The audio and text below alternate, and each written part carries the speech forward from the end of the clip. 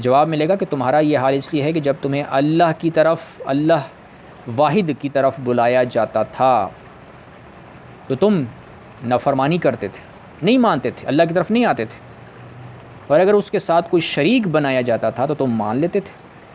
شریک سے کیا مراد ہے؟ یعنی جیسے بعض لوگ ہوتے ہیں نا، وہ مسلمان ہو جاتے ہیں، وہ کہتے ہیں ہم اللہ کو مانتے ہیں، لیکن ساتھ اپنے جھوٹے معبودوں کو بھی مانتے ہیں، جھوٹے معبودوں کو بھی مانتے ہیں۔ کیونکہ شرک کیا ہوتا ہے؟ شرک یہ ہوتا ہے کہ آپ کوئی انسان جو ہے وہ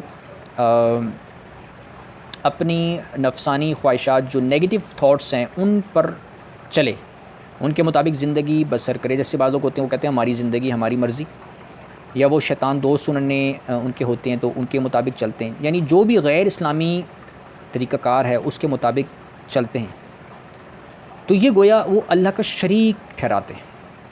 کیونکہ توحید یہ ہوتی ہے کہ اللہ تعالیٰ کی اطاعت کی جائے اور اس کے ساتھ کوئی شریک نہ کیا جائے، یعنی اللہ کی بھی ماننی ہے اور ادھر کسی شیطان دوست کی بھی ماننی ہے، ایسا نہیں کرنا۔ یہ کرو گے تو شرک ہے۔ یہ نہیں کہ ادھر اللہ کی بھی ماننی ہے اور اپنی مرضی بھی چلانی ہے، یہ بھی شرک ہے، کیونکہ پھر آپ نے اپنی خواہش کو معبود بنا دیا، ٹھیک ہے نا۔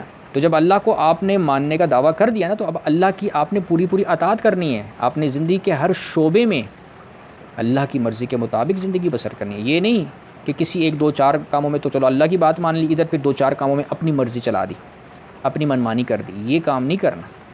تو دنیا میں لوگ کیا کرتے ہیں؟ لوگ بظاہر مسلمان تو ہو جاتے ہیں، لیکن وہ پھر جھوٹے معبود بناتے ہیں، یعنی بدعمل لوگوں کو دوست بناتے ہیں، ان کی خواہشات کے مطابق لائف سٹائل ہوتا ہے ان کا، ٹھیک ہے نا۔ ان کے برے دوست کہتے ہیں آؤ یار فلاں برا کام کرنے چلیں، تو وہ چل پڑتے ہیں، تو یہ انہیں گویا اللہ کے ساتھ انہوں نے شریک بنا دیا،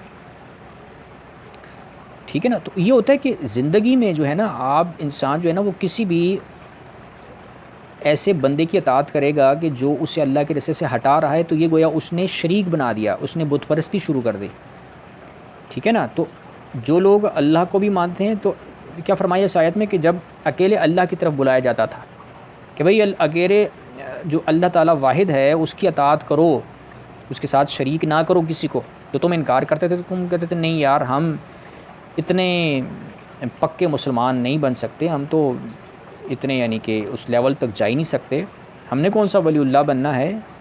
تو لیکن فرمایا اگر اس کے ساتھ کچھ شریک بنایا جاتا تو تم مان لیتے تھے، یعنی کسی شیطان دوست کے ساتھ بھی جو ہے نا اس کے ساتھ آپ ہو جاتے تھے، اور اس کے مطابق پھر آپ جو ہے نا وہ برے کام کرتے تھے۔ تو جب ایسا ہوتا تھا تو تم مان لیتے تھے۔